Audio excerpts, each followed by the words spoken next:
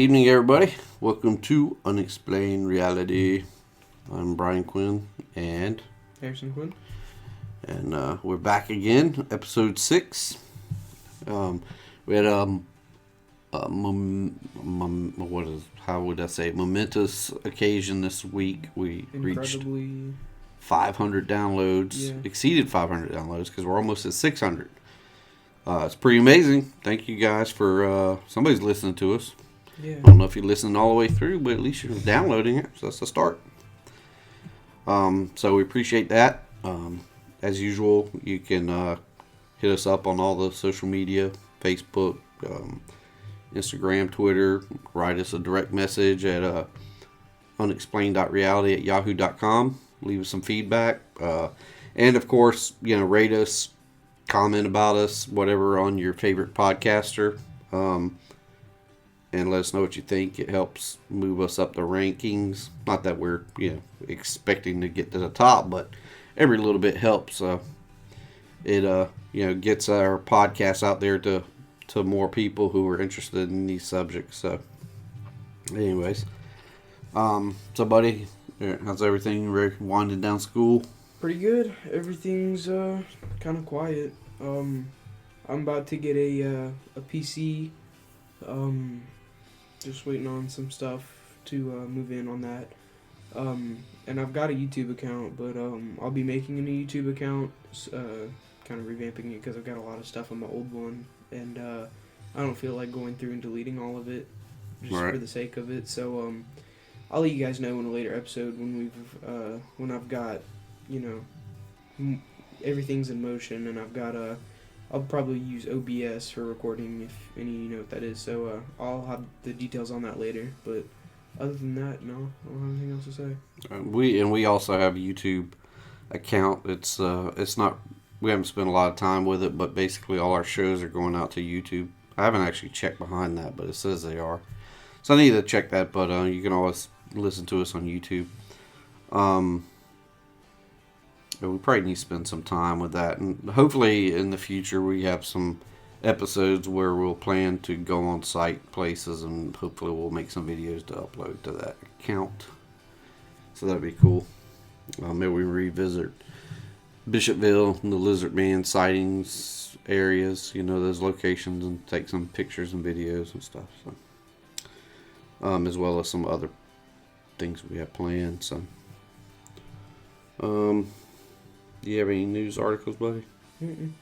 Okay, I got a couple things here. I saw this one earlier. This is actually from the Daily Mail, but man, I just lost it. I saw it earlier on another news outlet, and this woman in Virginia has been apparently standing around and begging for money.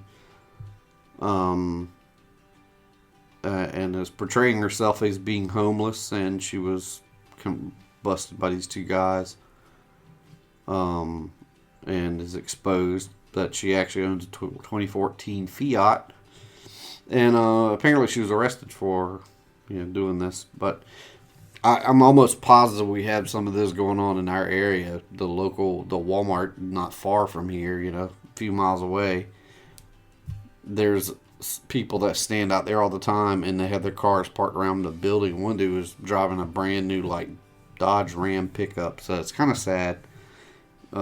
People exploiting other people like that. So good for whoever found her out and busted her. And of course, we got to mention the tragedy last night in the UK at the concert.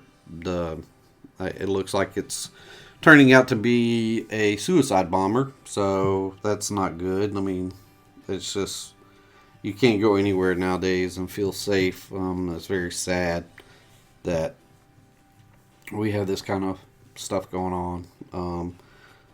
I think 22 people is the last count I heard died, and many, many more were injured. So our prayers go out to those families that are mourning losses there for that. It's just ridiculous. So This next article comes from cryptozoologynews.com. It says 2 people spot thylacine light creature in Pennsylvania. And this is coming from Exton, Pennsylvania, it looks like. It says a man in southeast Pennsylvania says he saw a creature that resembled a Tasmanian tiger and part hyena. Christopher Connor, 34-year-old audio engineer, videographer, told Cryptozoology News on Monday that they were driving on 202 North in late April when they came across the unidentified animal. We saw this thing dart across the road as we were merging from one highway to another. It ran directly in front of my vehicle, he said. It wasn't exactly lightning fast either, and I was careful not to hit it. It was fast enough to start from the left and cross all the way over before I passed it, he added. Connor described it as a young canine-like creature with very tall legs. The 4-legged animal, he said, exhibited patches of different colored hair. My girlfriend made a joke that it looked like camo shorts I had just purchased. You could tell it was young, whatever it was, and that it would grow larger. I swear the first thing I thought of that it bared any resemblance to was a Tasmanian tiger, but I of course knew that wasn't what it was. I just looked at a thylacine's picture also, and the creature we saw was taller on its limbs, but the body was very similar. My girlfriend was with me at the time, and she said yesterday she still has a picture of it in her head. It didn't look like any canine or feline I've ever seen. She thought it looked like it was part hyena, and I agree with that. And she drew a picture of it. It is kind of interesting. It's spotted like a hyena, but it does kind of have that thylacine shape. I don't know, it's weird. It almost, I just want to say maybe it was just a coyote. The man says it's sure it wasn't a dog or a cat. It definitely wasn't a raccoon. So that's interesting. This next one, there was a video. This is from Cryptozoology News. Also, it was posted on May 14th of this year. And it's about these 2 guys in the Netherlands. In 2014, they were in a park, I guess like a national park in the Netherlands. And they videoed a hominid creature peeking out from behind a tree. And I don't know. To me, it looks kind of staged and hokey. The thing looking out behind the trees looking real weird. It's not like, your normal Bigfoot encounter when people see it doing the tree peek. It's usually almost like a swaying. It sways out and then it goes back in, like you see the upper body, part of the upper body. This is just like the head sticking out, and then it goes back in. The head sticks out and goes back in. And the head looks to me like it's probably a mask or something like that. It looks a little too well kept. Those Sasquatch that they don't like to comb their hair. Another one. This was posted on Cryptozoology News on May 23rd, which is actually today. It is a video taken in Russia by a couple guys. Were driving down a snowy road in 2016, and it's dark, so it's kind of hard to see, but you can see faintly the lights kind of light up. You see a bipedal creature come out of the trees on the right, or to me it almost looks like it's running next to the road and behind some like high grass or something, or some bushes, and then it cuts across and goes across the road, and you can see it kick the snow and stuff. So I mean, it's legit. It's something that doesn't, I don't think it's CGI or anything like that. And then it goes across the road into the other woods over there. Very forested area. To me, it looks real. I don't consider that a hoax, because if it was pretty thick snow for somebody to be in a suit and move like that. I think that'd be hard to do. Let's see. I got one more from crypto. No, that was it from Cryptozoology News. The next one is this one's kind of long. It's kind of interesting. I'm gonna read it anyways because it like I said, it is long. It was posted today on Phantoms and Monsters. It says witness experiences possible otherworldly tonal communications. Actually, I'm not going to read all of it. Basically, this guy in Houston, Texas was working in a hangar, I guess aircraft hangar, and he was closing up shop for the night, and as he was cutting off the lights, something caught his eye, and he noticed something walking behind one of the aircraft, and he focused on it and realized it had really long and skinny legs, is what he could see behind the plane, and they were grayish green in color. They didn't appear to have any kind of clothing on them. They were bare skin. And the creature was moving almost like flanking him.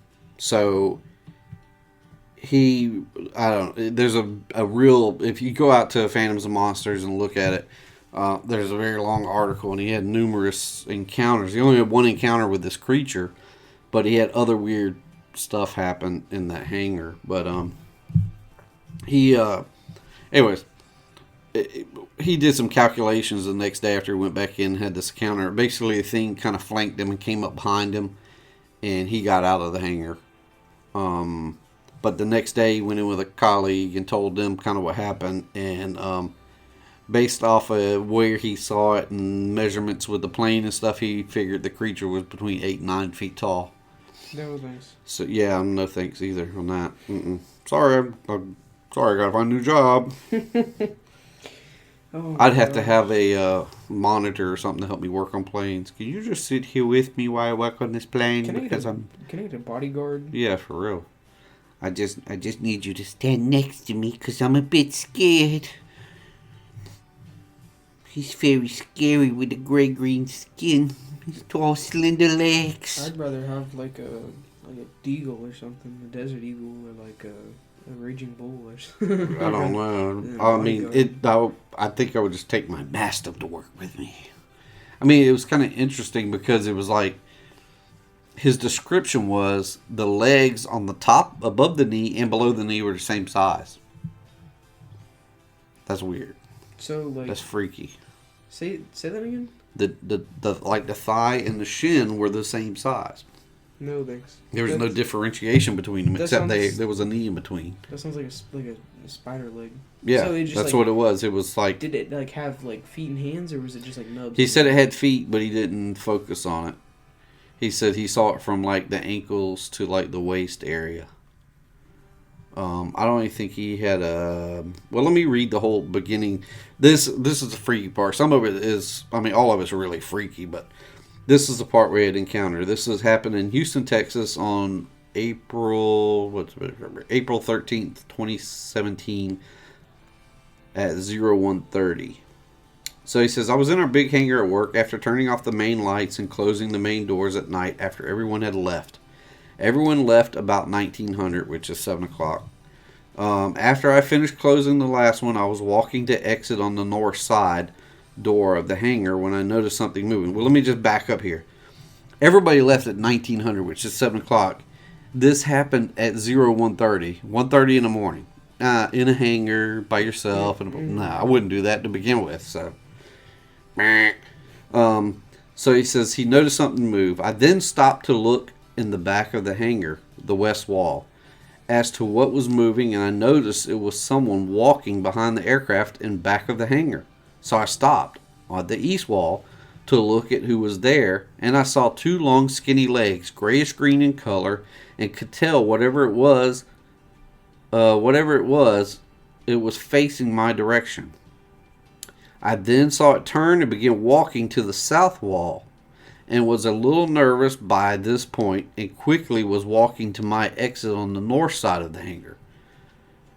I knew there was an aircraft parked in front of me, so I very quickly looked in front of me, so I didn't walk into the nose of the plane. And once I knew I was in a clear path to the door, I quickly looked back to where I saw this being, it was gone. I then heard a loud bang in the back southwest corner of the hangar and knew without a doubt whatever I was looking at was moving extremely fast. So I picked up my pace towards the door, and then directly behind me was a loud bang on the main hangar door where I was just standing seconds ago. As I reached for the door handle, whatever it was, I knew and could feel it directly behind me. Every hair on my body was standing straight up. Although I was obviously startled by this event, I did not feel any negative energy associated with it.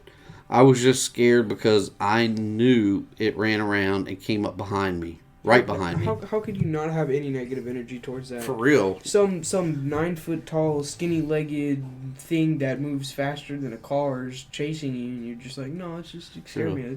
I didn't feel anything negative when I pooped my britches. It just scared me a little bit. I mean, it wasn't that serious. That's crazy.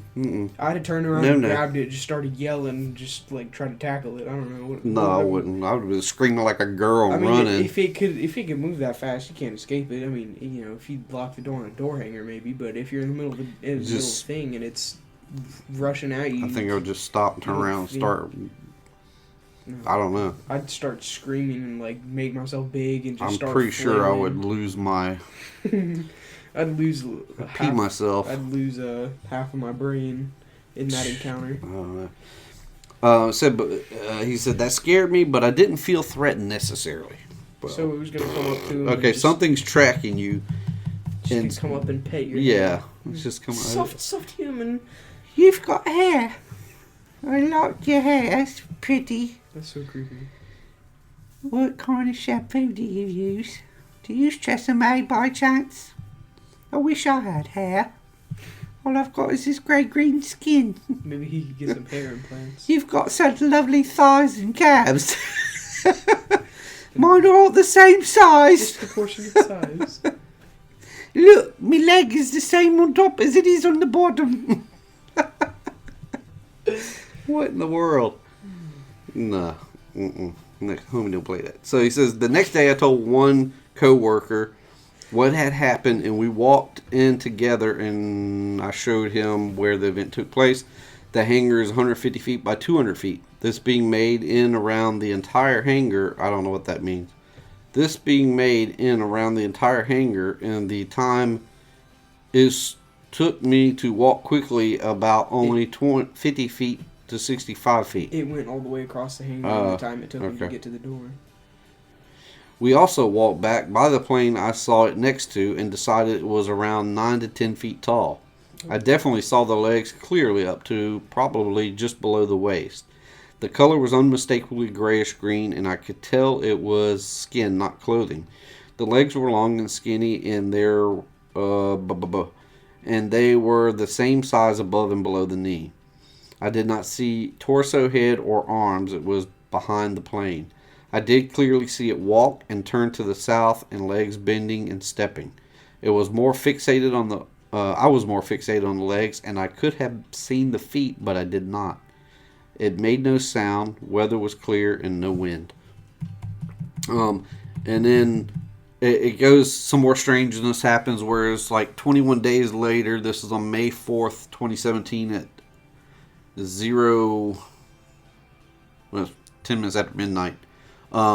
So, again, this guy's crazy, just working late at night in this hangar by himself. That would have been all it would have took for me. I'm like, working in a hangar by myself at night, I'd feel kind of safe, because hangars are No, not after that happened. Not after that, but saying, like, if you hadn't gone through any of that and you're working in a hangar, I've been in an aircraft hangar, and hangars are really, they've got, I have too, but they've got big bolts and electronic locks on the doors and everything, and the hangars but it's a big open area, and I mean, if you got something that, just appears, I don't know, if I'd seen something, I wouldn't go back in the hangar. Yeah, I wouldn't be back there. It's like, nah. But if not, then, So anyways, like 21 days later, same aircraft, he's cleaning aircraft, he's got his phone, he's got music playing, and all of a sudden his music stops, and he hears like somebody talking on the other side of the plane. Nope. Walks over, there's nobody there. Nope.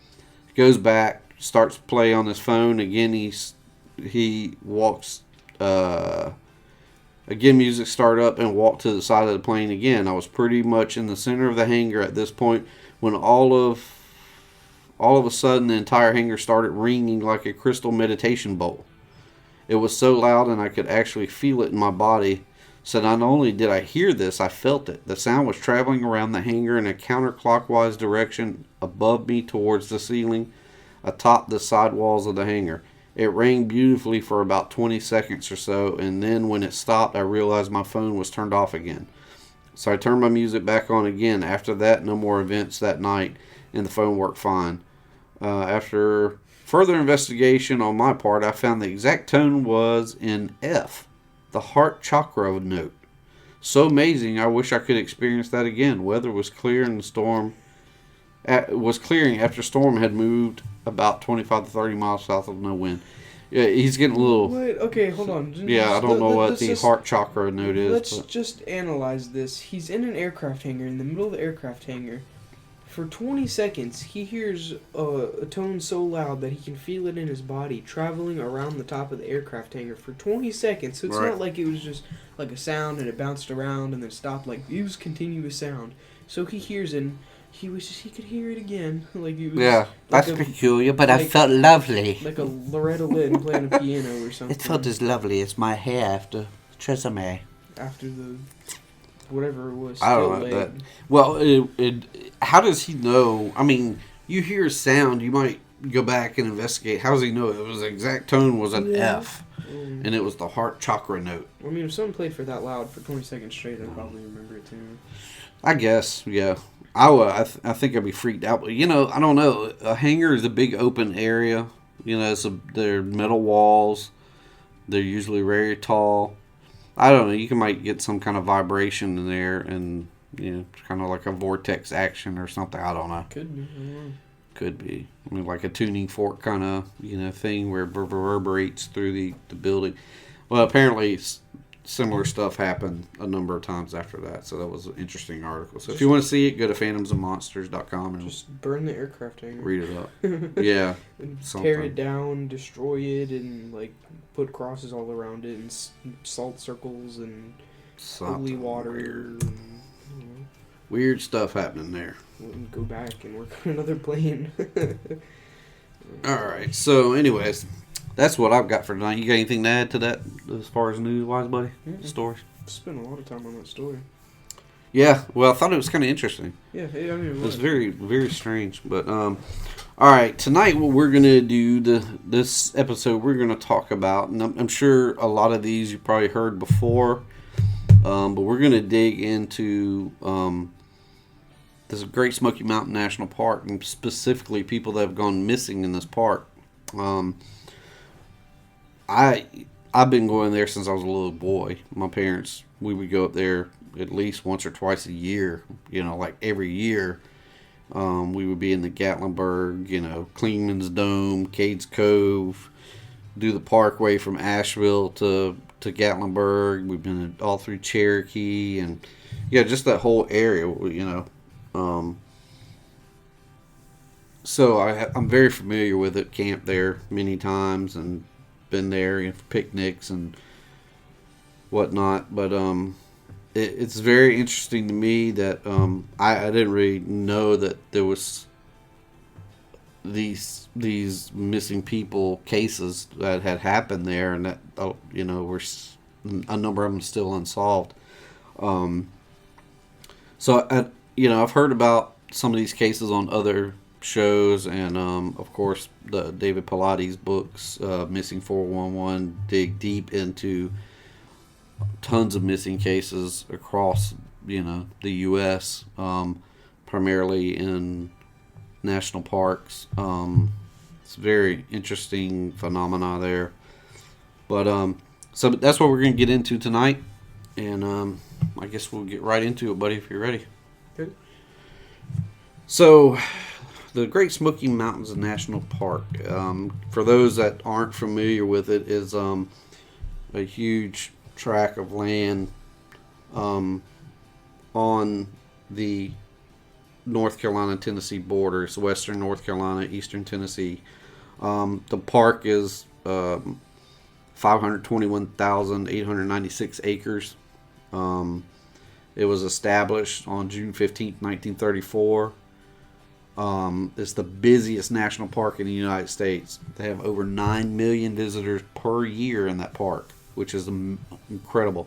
It's twice as many visitors in that national park as any other national park in the U.S., which blows my mind because we have Yellowstone, you have Yosemite. You think those are the big guys there, that they would be packing them in. I can't believe that. Yeah, I was amazed by the statistic that Great Smoky Mountains National Park was the busiest. I believe it because I've been there many times in the summer and it was packed, where you're lined up and cars trying to get into overlooks and stuff. They have over 800 miles of hiking trails, and they range from half-mile trails all the way up to 70-mile trails within that park. The park is also, home to a huge variety of animals and fauna. And a lot of that is old growth forests. And also the park is designated a UNESCO Heritage World Heritage Site. Did I say that right? That doesn't sound right for some reason. UNESCO. Anyways, so a little bit about the park. Creating the park. This comes from the nps.gov website. Becoming a national park was not easy for the Great Smokies. Joining the national park system took a lot of money and the hard work of thousands of people. Establishing most of the older parks located in the western United States, such as Yellowstone, was fairly easy. Congress merely carved them out of lands already owned by the government, often places where no one wanted to live anyway. But getting parkland in this area was a different story. The land that became Great Smoky Mountains National Park was owned by hundreds of small farmers and a handful of large timber and paper companies. I never really thought about that aspect of it. Creating a park, out of raw land like that and having it already settled, what, the difficulty that would be. A new idea. The idea to create a national park in these mountains started in the late 1890s. A few far-sighted people began to talk about a public land preserve in the cool, healthful air of southern Appalachians. A bill even entered the North Carolina legislature to this effect, but failed. By the early 20th century, many people in the North and South were pressuring Washington for some kind of public preserve. Efforts to create a national park became successful in the mid-1920s, with most of the hardworking supporters based in Knoxville, Tennessee, and Asheville, North Carolina. Surprisingly, motorists had the biggest role in the push for a national park. The newly formed auto clubs, mostly branches of the AAA, were interested in good roads through beautiful scenery on which they could drive their shiny new cars.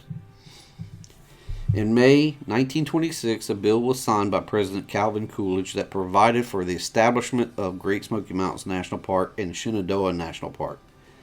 This allowed the Department of the Interior to assume responsibility for administration and protection of a park in the Smokies as soon as 150,000 acres of land had been purchased. Since the government was not allowed to buy land for national park use, the former political boosters became fundraisers. In the late 1920s, the legislatures of Tennessee and North Carolina appropriated $2 million each for land purchases. Additional money was raised by individuals, private groups, and even school children who pledged their pennies. By 1928, a total of $5 million had been raised. The Laura Spelman Rockefeller Memorial Fund matched what had been raised and donated $5 million, assuring the purchase of the remaining land. But buying the land was difficult even with the money in hand. There were thousands of small farms, large tracts, and other miscellaneous parcels that had to be surveyed and appraised. The timber and paper companies had valuable equipment and standing inventory which required compensation. Worse, in some ways, were the emotional losses to people who had to walk away from their homes. Lifetime leases allowed some people to stay temporarily, particularly if they were too old or too sick to move. Others could be granted leases on a short-term basis. However, they could not cut timber, hunt, and trap at will, or otherwise live as they had always had. I mean, that's amazing. You think about that, thousands of different homeowners and tracts of land that you got to coordinate. I mean, how long? That had to take an incredible amount of time. The first superintendent of the new park arrived in 1931. By 1934, the states of Tennessee and North Carolina had transferred deeds for 300,000 acres to the federal government. Congress thus authorized full development of public facilities. Much of the early development of facilities and restoration of early settlers' buildings was done by the Civilian Conservation Corps, the CCC, an agency created during the Depression to provide work and wages for unemployed young men. The CCC worked from 1933 to 1942 when World War II finally shut the program down. Many of the trails, campgrounds, and the beautiful stone bridges and buildings are examples of their work. Yeah, that's very cool because you go to any number of the overlooks on the the Parkway and in the Great Smoky Mountain National Park, and you can see the buildings and structures that they built, the Civilian Conservation Corps. So it's really cool to see that stuff. Be able to touch it and go inside of it and just that it's still existing. It's awesome. The park was formally dedicated by President Franklin Roosevelt in September 1940. He spoke from the Rockefeller Memorial at Newfound Gap, astride the Tennessee-North Carolina state line. That ceremony dedicated a sanctuary that is not a local park, a county park, or even a state park, but a national park for all people of the country and the rest of the world to enjoy. So that's a little history of the park. It's a great place. If you haven't been there, highly recommend you going. It's an amazing location. There's beautiful, beautiful scenery. I mean, it's just unbelievable. And you won't be disappointed at all. So let's get into the bad parts of the park, unfortunately. The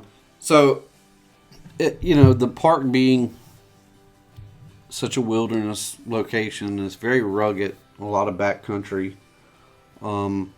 There's only a small percentage that you can actually get to with a car. Most of it you have to get to through trails, and even that compared to the overall is minimal, compared to what you would get off trail, which is not recommended because that's a dangerous situation. I mean, it's bad enough trying to survive in that environment, on a trail and having shelters because, not only do you have the trails of the park, you have the AT, the Appalachian Trail that cuts through the park, basically dissects it.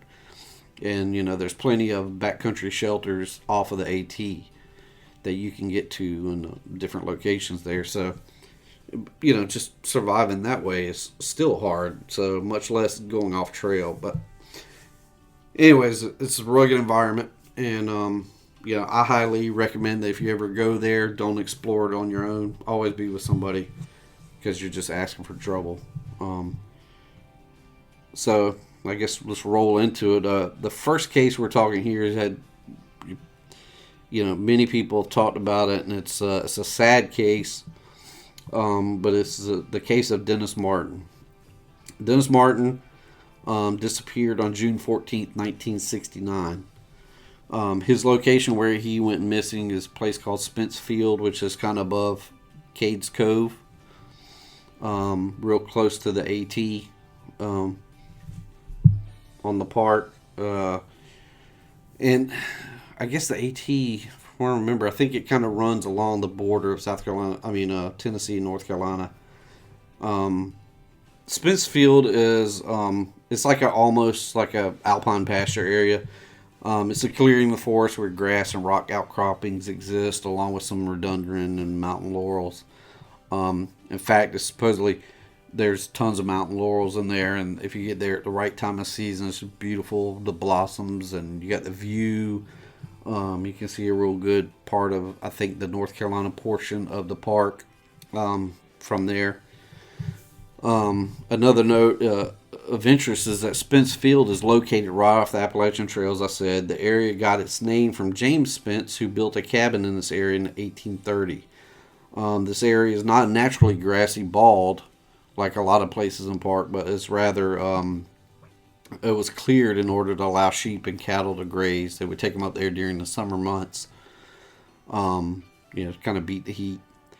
And the location is in many cases a destination hike where hikers can enjoy the views and is ideal setting for a picnic. So a lot of cases people will leave out of Cades Cove and other places and hike up to Spence's Field and then hike back down.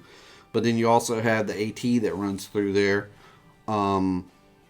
So it's also a great place for people that are hiking the AT, through hikers to stop and rest. There's also AT shelter there. So people can, stay the night in that location if they're at a point where they can do that on the AT. But the point is, it's a remote location.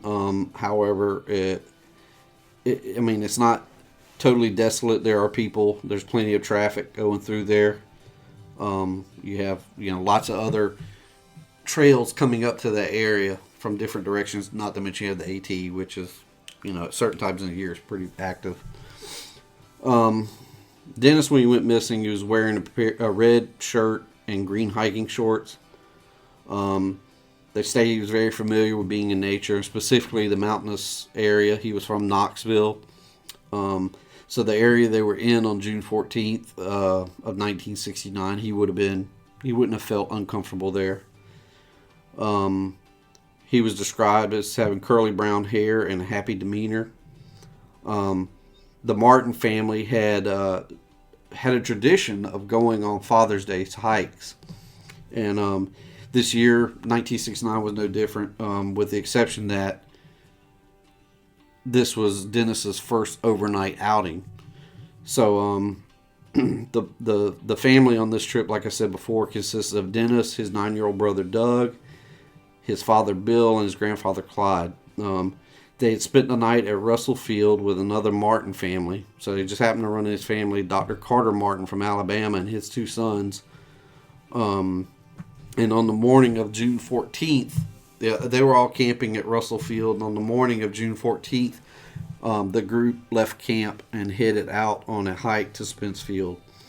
Around 3 p.m. on the 14th, the adults were watching the kids play and witnessed them huddle up as if making secret plans or scheming. Their scheme was to scare the adults. So the plan was for them all to run in the woods and then sneak up on the adults and then coordinated kind of attack. They would jump out and startle the adults. The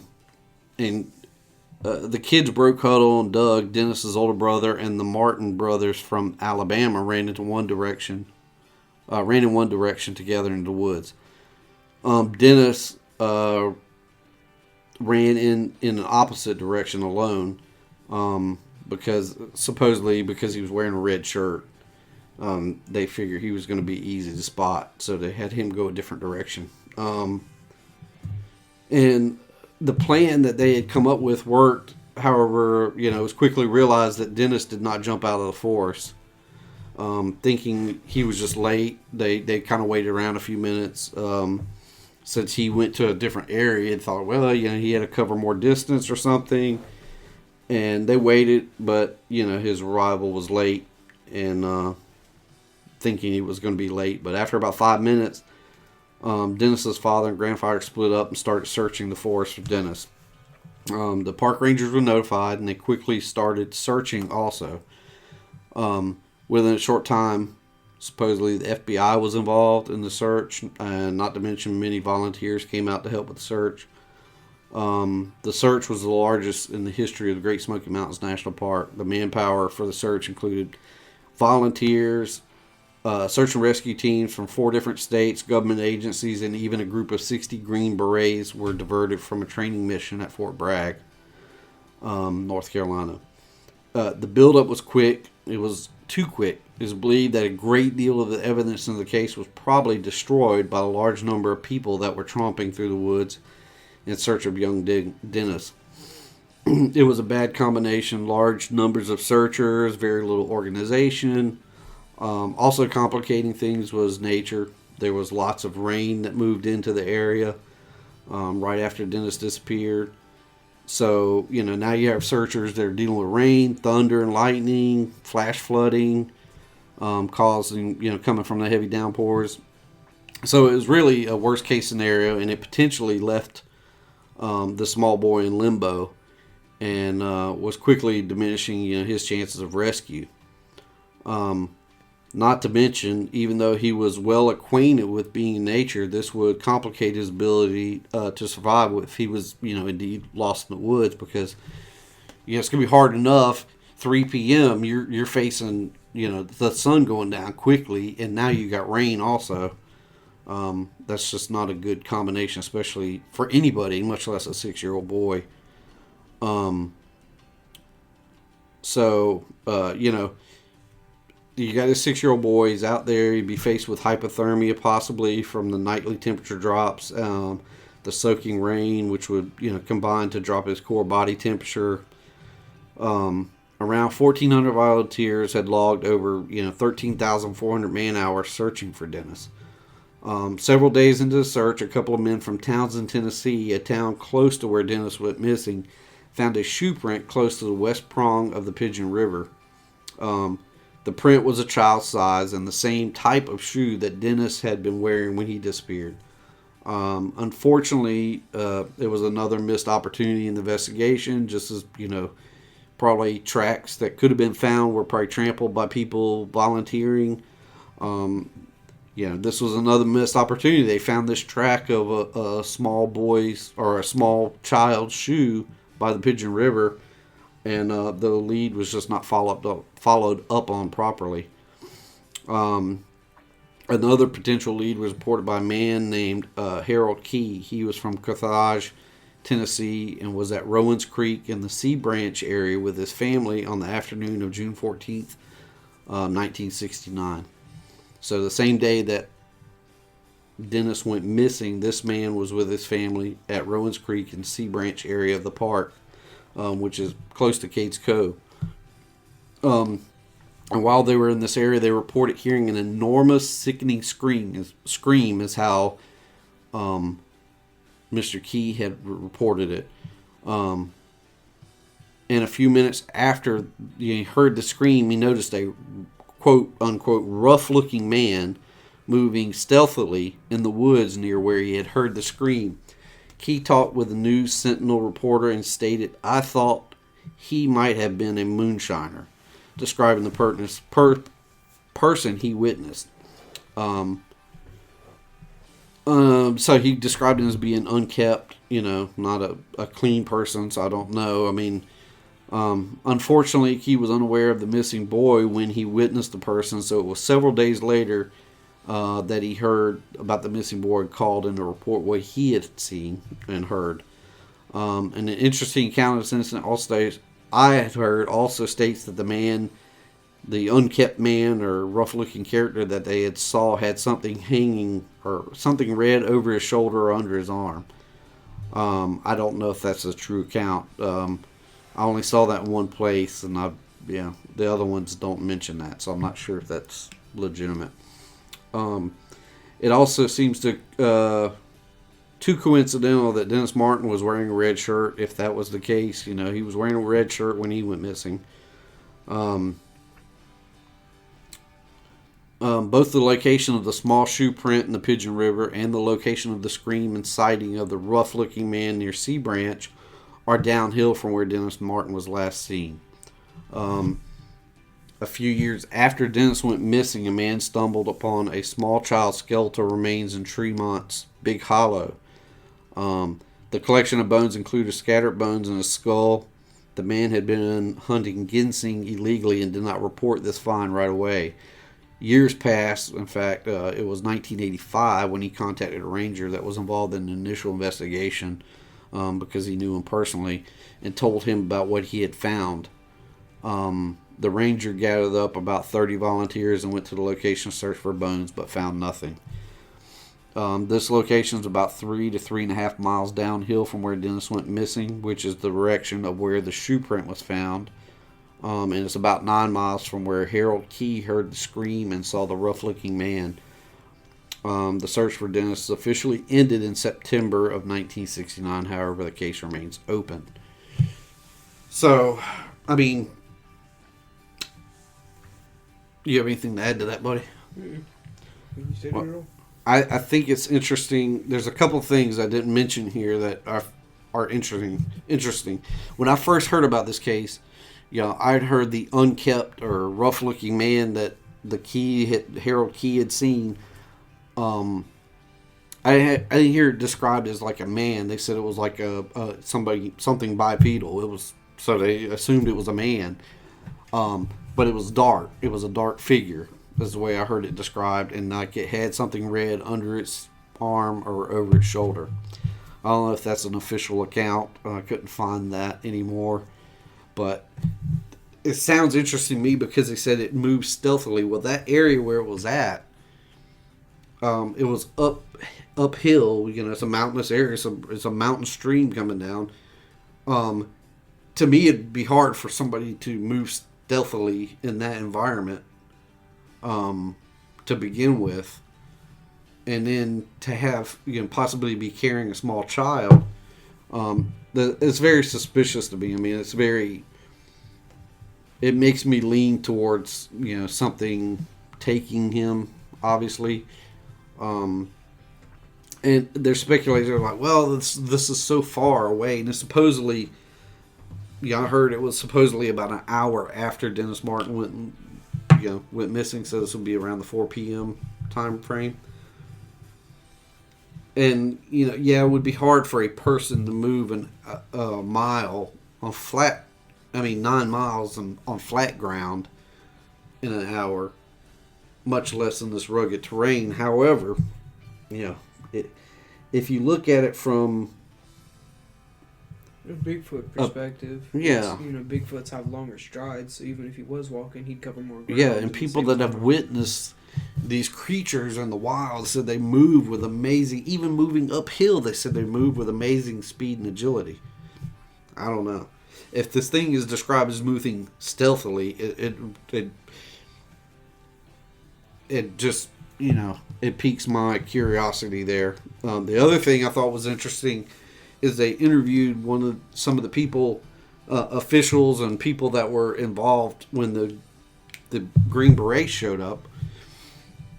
And they basically said that the Green Berets didn't really coordinate anything. They just got there and they took off into the woods.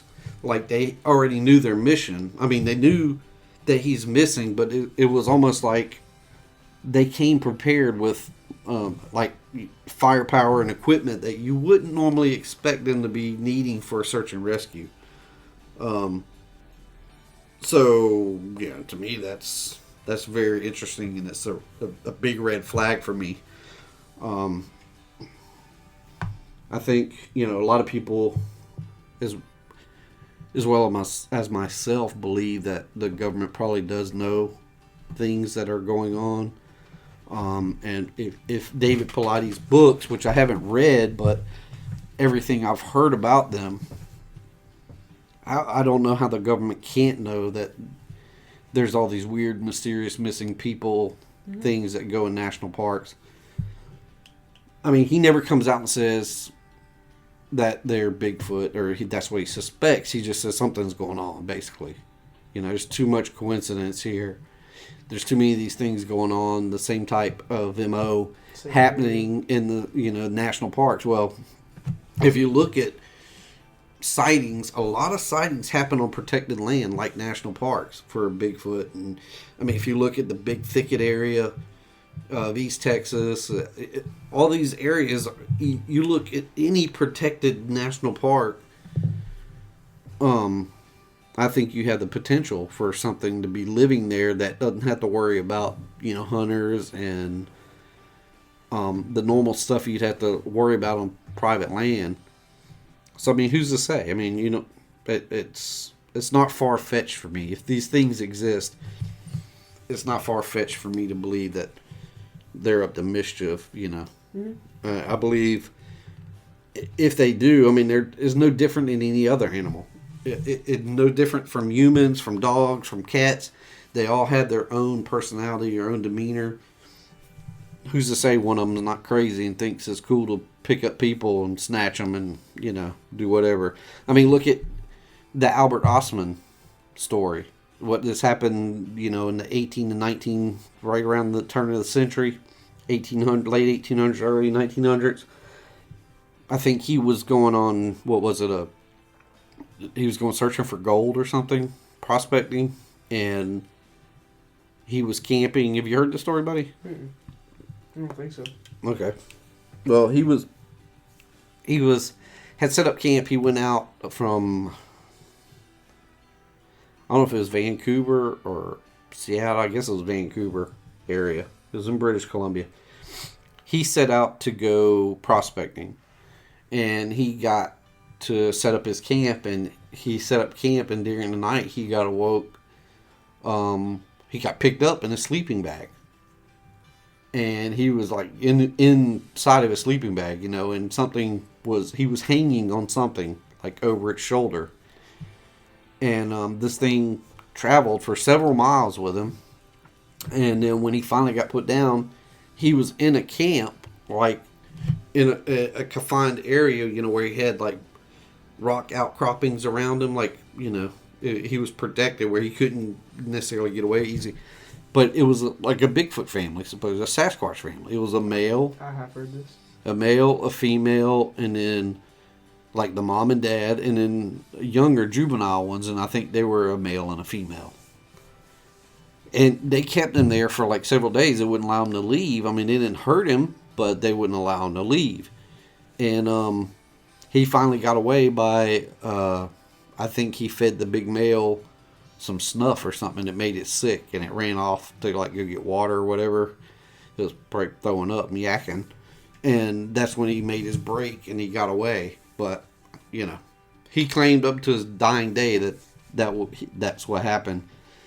There were some people that said, well, why do you wait, till he's like, I think it was like 30 years after it happened or 25 years after it happened before he told anybody. But, I mean, come on. Who's going to believe you? I mean, this was in the early 1900s. You come forward and say you got abducted by Sasquatch, and you got away by feeding them some skull. I mean, people would probably laugh at you today. I mean, even though we got shows like Finding Bigfoot on and Killing Sasquatch or Killing Bigfoot or whatever it is. I mean, that stuff is more in everybody's face nowadays than it was back then. So, who's blaming? But who's to say something like that's not going on here? That's what I'm trying to say. I don't know. It might be more sinister. It might not be. Maybe Dennis Martin just walked off, and it is the Smokies. It's a lot of times it's foggy up there. It's where it got its name from. So maybe he just got in the woods. I've been up there where I walked down a path and you couldn't see, 10 feet in front of you because of this fog and the Smokies part of it, So who knows? Maybe he just got disoriented, but it's interesting that, 5 minutes after he went missing or didn't jump out, people are hollering for him and he's not responding. You would think if he's a little kid, he would be responding, screaming, crying, something. So, it's weird. The whole Green Beret thing is very suspicious to me. That you would divert 60 Green Berets from Fort Bragg to come there to search, and they show up and just kind of go in the woods, don't really talk to anybody. No directives. They just go in, and they've got, like, firepower and stuff. It's very, very weird. So, anyways, the next case is Trini Lynn Gibson. And she went missing on October 8th, 1976. She went missing from an area between Andrews Bald and Clingman's Dome. And Andrews Bald is like down a trail that starts out of Clingman's Dome parking lot. Trini was on a school field trip with her high school. There were a total of 40 students, and they were broke into multiple groups, or just not really broken up into multiple groups. They naturally broke up as they were walking. Some kids want to hang with other kids and whatever. And they were hiking from Clingman's Dome parking area to Andrews Bald. And on the way back to the parking area around 3 p.m., Trini was witness stopping in the trail and bending over to look at something by a rock. There are accounts saying she stepped off of the trail and was never seen again. Like something caught her attention. She was looking at something and stepped off to look at it and was never seen again. The group she had been walking with had stopped to take a break, and she had walked on alone. But there were other students ahead of her. So she had students behind and she had students ahead of her. But at that point, she was alone on that section of trail. One of her friends and a teacher had witnessed her stop and bend over and look at something that grabbed her interest. Her friend claimed she looked away for a minute, and when she looked back, Trini was gone. She immediately started calling for her and got no response. The section of trail where Trini went missing is described as being steep and having drop-offs on both sides of the trail. Search and rescue was immediately brought in and began searching the area. Dogs were brought in to search for Trini, tracking dogs. And it's reported that the dogs tracked her scent for about 1.6 miles to the main road. Supposedly at that point on the trail where she had went missing, cigarette butts were discovered and the remains of what appeared to be a fairly fresh beer. Matching cigarette butts were also found on the road where the scent was tracked to. There are also some details about her hiking primarily with one young man who she eventually borrowed a jacket from, since she had not been dressed warm enough for the mountain hike. The young man was interviewed in regards to her disappearance, and apparently Trini's comb, which she supposedly was never without, was found in the young man's car. And that might have been explained that maybe, the fact that she'd stuck her comb in his jacket, and then it got back to his car, but supposedly she was still wearing the jacket when she went missing. So that kind of shuts down that theory. There were other reports of her being harassed by another male student. However, he was supposedly at the school while they were on the field trip. But it's interesting to note, though, that this student that harassed her had reportedly broken into her house 2 years prior to Trini going missing. And at the time of the break-in, Trini's mother had shot him in the foot. This young man was then sentenced to some kind of reform-type school. But some reports say that the search for Trini was called off by the end of October 1976. However, other reports claim it was continued for several more months. In an interview later, Trini's father stated that they believed she was abducted. I've heard different variations of the story, but supposedly this guy that had broken into her house, apparently he had threatened to kill her. That when he could, he was going to kill her because I don't know, he had some kind of infatuation or some kind of tiff with her. But and there were some reports of people saying that him and the guy she had walked with were in cahoots with each other. And there was also reports saying that some of the people on the bus had seen that character that had threatened her, had seen his car following the bus up to the park. But then there was teachers that said no, he was at the school. It couldn't have been him. So I don't know. There's a little bit of suspicion there. It's a little different than. There's a little more backstory than the Dennis Martin case. So that one's kind of hard to tell. I mean, talk about the cigarette butts on the trail and the beer. I mean, who's to say somebody didn't just walk down there? Maybe that's just a path that people take. Instead of taking the normal path, they walk down from the main road, smoke a couple cigarettes, drink a beer, look at the nature or whatever, and then walk back. I mean, people do weird stuff. You never know. So, but she was never found. The case is still open. She's still a missing person. But that's in the Clingman's Dome area, which is not terribly far from Cades Cove. I mean, especially, you got the AT again coming into play right there. So the AT can be like a little freeway there because, it runs right along those ridges, and that would be your easiest path to get between the points, where Spence's Field is at and Clingman's Dome. I mean, of course, these were years apart. One was 69, one was 76, but there's a little bit of correlation going on here. The next one I have is Thelma Pauline Melton. She went missing on September 25th, 1981. She went missing from a trail near the Deep Creek campground. It was actually the Deep Creek Trail where she went missing. Thelma Pauline Melton was 58 years old. She was overweight, had medical issues which required medicine. She was hiking the Deep Creek Trail in the Great Smoky Mountains National Park when she went missing.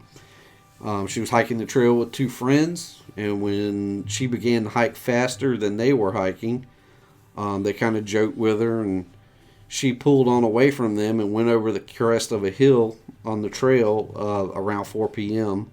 on September 25th, 1981. And when her friends came over the top of the hill, Polly, as she was called, was gone. They had assumed she had hightailed it back to the Deep Creek campground where her and her husband were camping in their Airstream camper. When the friends arrived back in the campground around 4:30 p.m., Polly was nowhere to be found. Her husband had not seen her since she had left for her hike with her friends. A search for Polly never found any sign of her. Some interesting facts, though, about this case. Her mother had passed away that year, and she had supposedly been dealing with that emotionally. Also, she had battled depression in the past, and for that depression, she had been prescribed Valium years before. However, supposedly she had stopped taking those and had not taken that drug in quite some time. However, interestingly enough, her husband also had a prescription for Valium, but his prescription had come up missing. One other interesting fact is that Polly was on her third marriage and was rumored to be having an affair with an unknown person at the time of her disappearance. And one final detail was about a year after her disappearance, an interest check from some kind of banking account or whatever that Polly had, the check had mysteriously been cashed at a bank. There was no handwriting analysis done, and the teller could not recall the person that had cashed the check. In 1981, there probably was not a whole lot of surveillance cameras up like there are today in banks and other establishments. So there's another case of a lot of questions there that could have gone on. But the interesting thing about it was that there was they didn't find any signs of her, like stepping off the trail, moving away from, where she was at. It's just like she went over that hill and she was just gone. I believe also in this case that there might have been rain and stuff. I know there was in the Trini case that they had rain come in and it hampered search efforts, which is the Great Smoky Mountains National Park. It rains there a lot. So my next case is Michael Huron. I'm not sure if I'm pronouncing it right. He went missing on August 23rd, 2008. I'm not sure. What I couldn't get from here, it seemed to have a property. I'm not sure if it had I think it had a house, but I'm not sure it was a full-time house that they had there, from the wording and the different stuff I read about this event or this incident. But they had some property on Bell Branch Road in Happy Valley, Tennessee. Michael Heron had gone to this property on Bell Branch Road to do some mowing. He had a truck and a trailer with a mower on it. He was last seen driving back down Branch Road on his four-wheeler, Bell Branch Road, on his four-wheeler, and at which time he exchanged waves with a neighbor. His four-wheeler was found by a friend a good ways away from the paved roads, from any paved roads, and off of a road that Michael would have no reason to be on. His four-wheeler was back off into some bushes. The key was in the four-wheeler ignition, and the ignition switch was in the on position. The interesting thing here is there was no indication of him moving away from the four-wheeler. No tracks, no prints, no broken twigs, pieces of torn clothes or blood, no sign. It was like he was gone off the four-wheeler. Someone picked him up in full weight. Yeah. There's nothing to indicate that he left the four-wheeler on foot or was taken off of the four-wheeler. Also of note is the fact that his truck was parked at the house or on the property that they own with the trailer and mower still attached. Inside the truck was his wallet, cell phone, and keys. There's no indication that he would have any reason to leave or try to make himself disappear.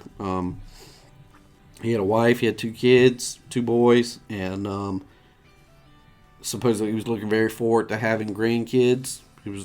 That was like his focus. So, there's nothing here to state that he would try to disappear. And, I mean, how would he if there's no signs of him getting off that four-wheeler and walking away? Or, it's another one of the weird case. I mean, I don't know. Some get him from the trees. I don't know. I've heard numerous times.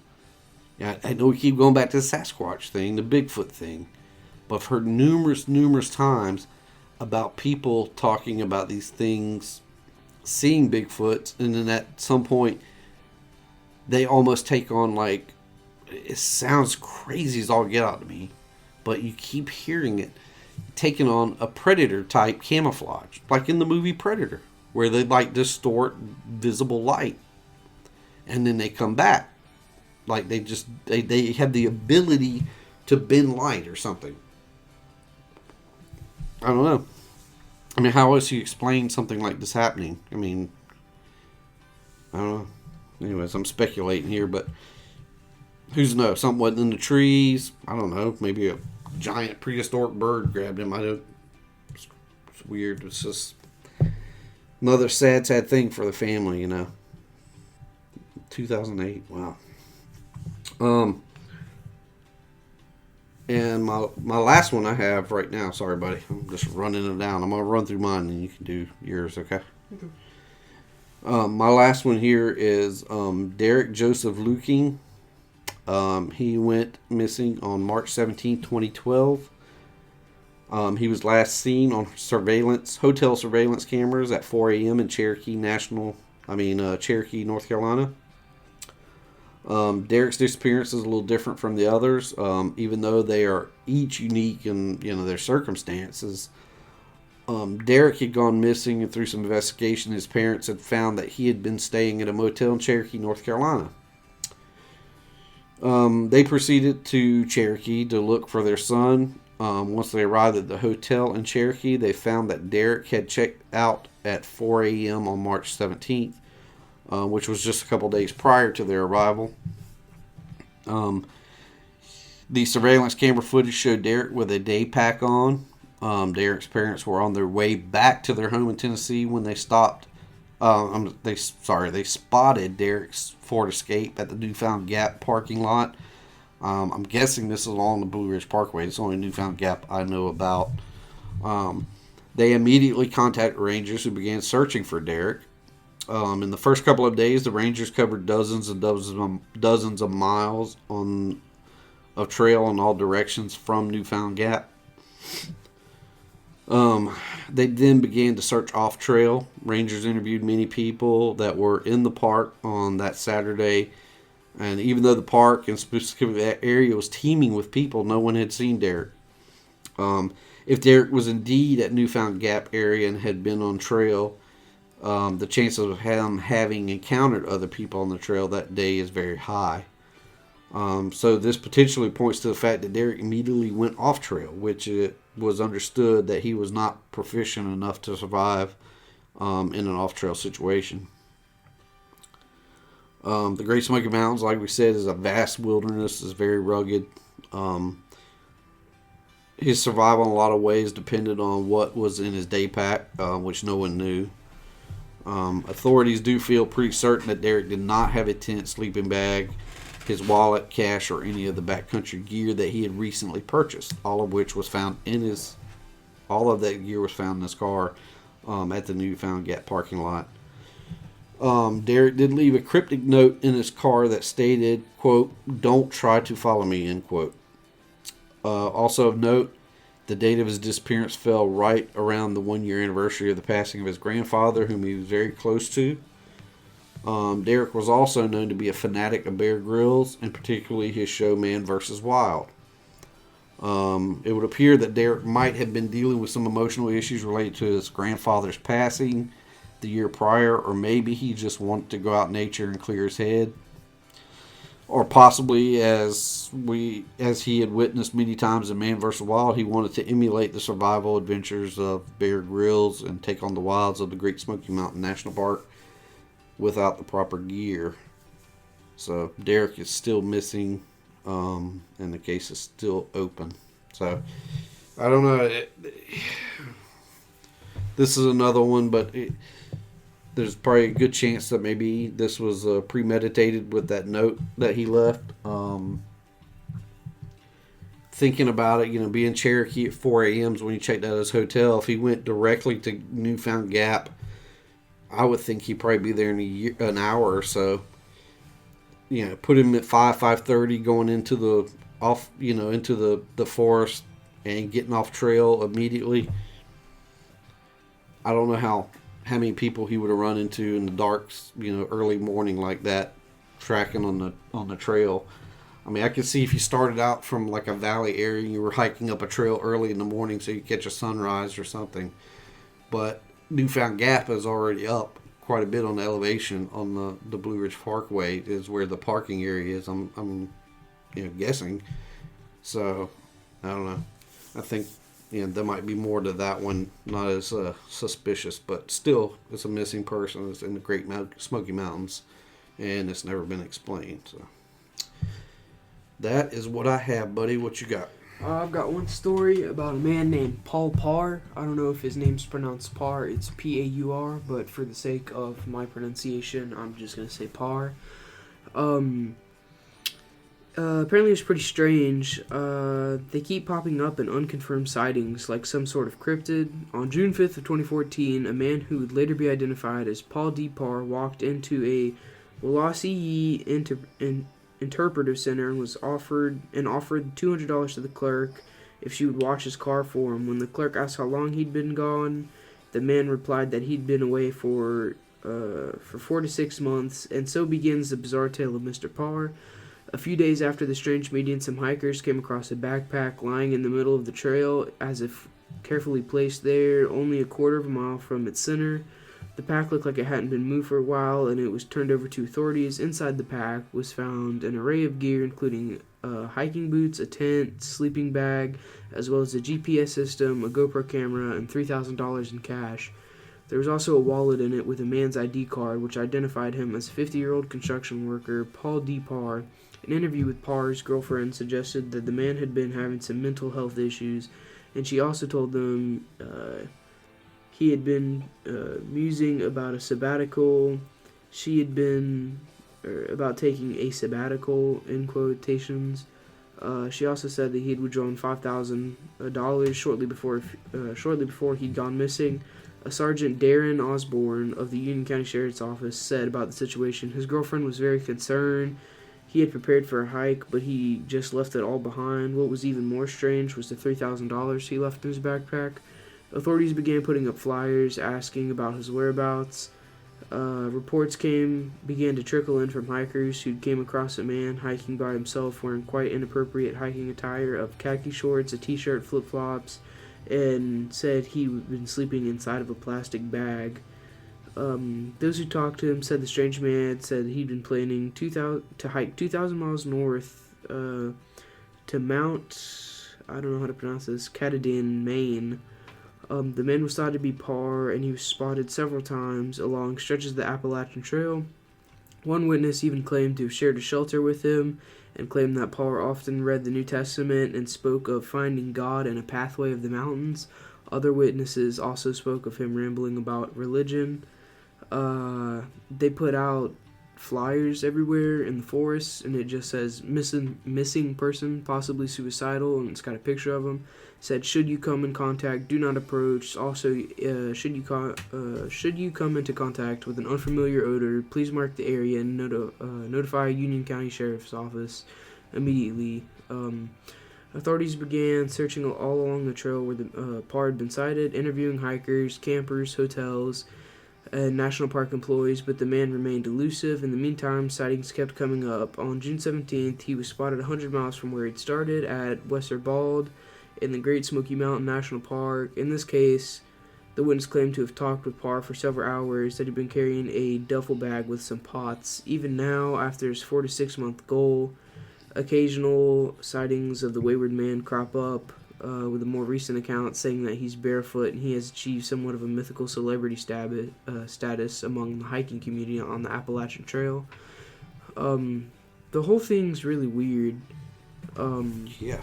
He disappears and takes his his girlfriend says he takes $5,000 out of his bank account, and hikers find this book bag that had been sitting there for a while and open it, take it to the police, and the police open it up and they're like, "Oh, there's $3,000 in here." So that they find the ID, go and view the girlfriend. She's like, "Well, he took out $5,000 before he left. Well, where'd the other $2,000 go?" He bought some expensive flip-flops. Yeah. But apparently he had a blowout if he was barefoot in those last ones. Yeah. And that's I don't know if that's, talking about finding a new way to reach God through hiking. I don't know if that was if he was wearing flip-flops and khakis and a t-shirt, he might not just find God. He might meet God on the Appalachian Trail, because I don't think he'll survive in that kind of attire. I don't know. I mean, that's... Yeah, obviously he was off rocker. He's a few sandwiches shy of a picnic or something. Mm-hmm. I mean, there's some strange stuff going on there, but you never know. I mean, maybe something else was going on. It's true. People go through stuff in their lives and don't share and try to deal with it on their own, and it's not the best way. It's not always the best way. So, wow, there's some pretty interesting stuff, though. Well, I guess that's going to be a wrap for us tonight.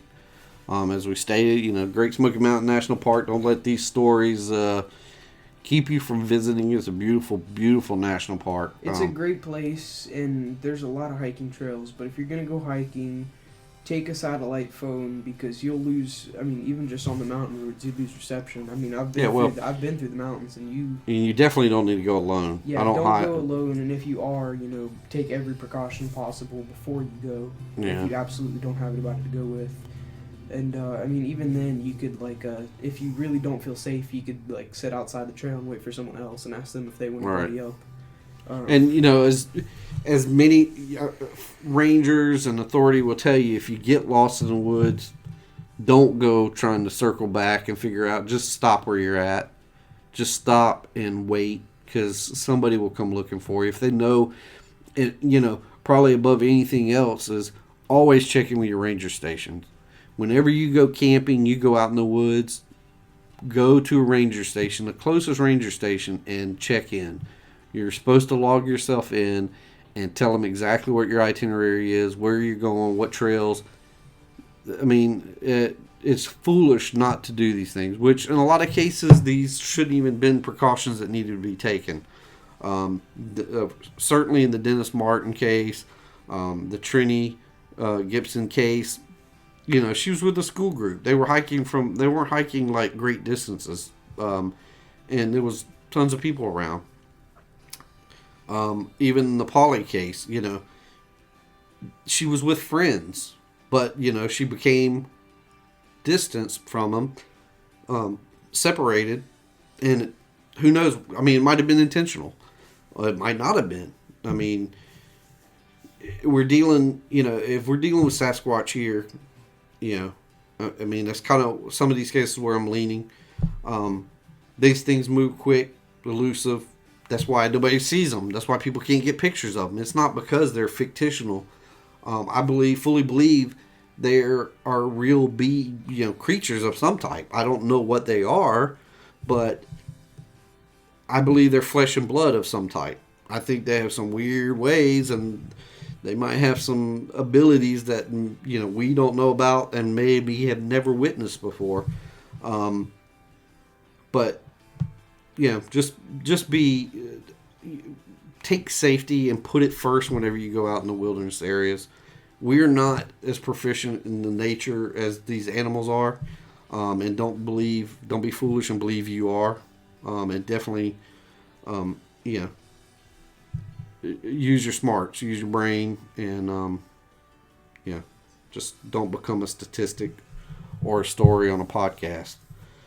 So anyways, I think that's what we got today. You got anything else to add, buddy?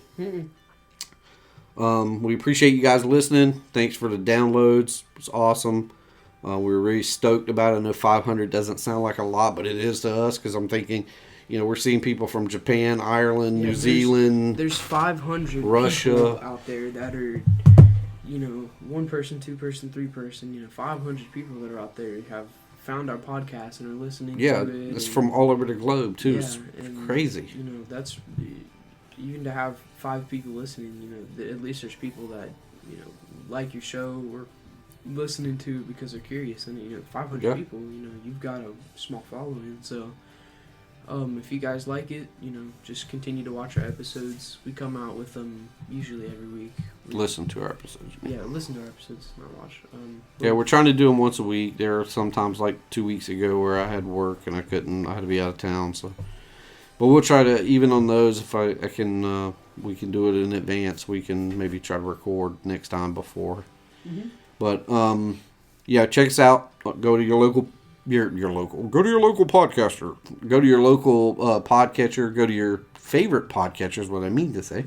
And rate us, review us. Let us know what you think. You can send us an email, unexplained.reality@yahoo.com. We'd love to hear from you.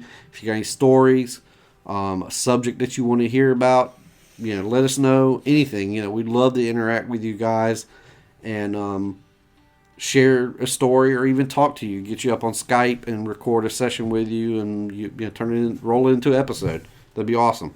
We're all for that. So don't hesitate, don't hold back, and I don't care what the story is. We're not going to judge you. We don't know the mysteries of the world. We're not claiming to, and what we say on here is just speculation. It's what things we think, and we don't know if we have, unless we have factual data that we're providing you to say this is this or that's that. That's just an opinion. So. Hit us up, unexplained.reality@yahoo.com. Catch us on Twitter, Instagram, Facebook. However you want to interact with us, do it. And as usual, we want to thank Ricky Young Music, rickyyoung.com. He allows us to use his music for the intro and outros of the podcast. He is a cousin of a good friend of mine, and he makes great music. Go check him out, buy his music, support him, show him the love. And speaking of show love, let's show love to our favorite podcast, Sasquatch Chronicles, Into the Fray Radio, Saswhat, OK Talk, Monsters Among Us, Mysterious Universe, The Confessionals, Somewhere in the Skies. What else is there that we listen to? I think that's it, right? Yeah. Hopefully we didn't miss nobody. Yeah. But anyways, that's going to be it for this week. We'll see you guys next week. And take it away, Mr. Ricky Young.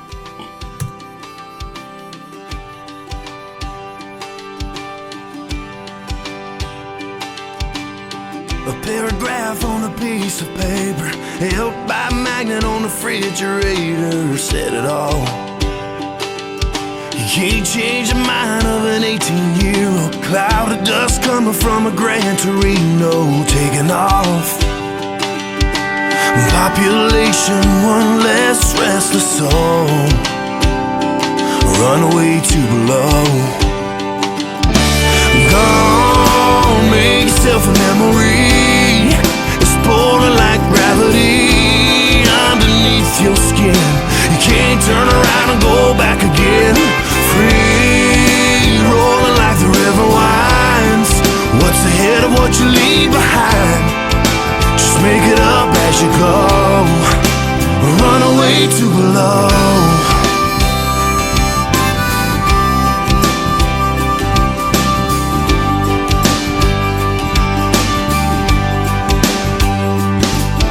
Highway 61 underneath your wheels. Summer sun burning up the cotton fields in the Bible Belt. sharecropper shack from another time. Old rusted out Coca-Cola sign on a sad motel. The ghost of Robert Johnson says hello. Run away too low. Gone, make yourself a memory. It's boiling like gravity underneath your skin. You can't turn around and go back again. Free, rolling like the river winds. What's ahead of what you leave behind? Just make it up as you go.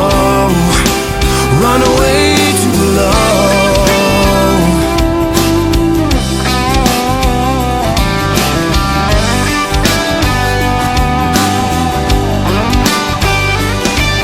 Nobody's gonna care if it don't matter where. Any road can take you there. Gone, make yourself a memory. It's pulling like gravity underneath your skin. You can't turn around and go back again. Free, rolling like the river winds. What's ahead of what you leave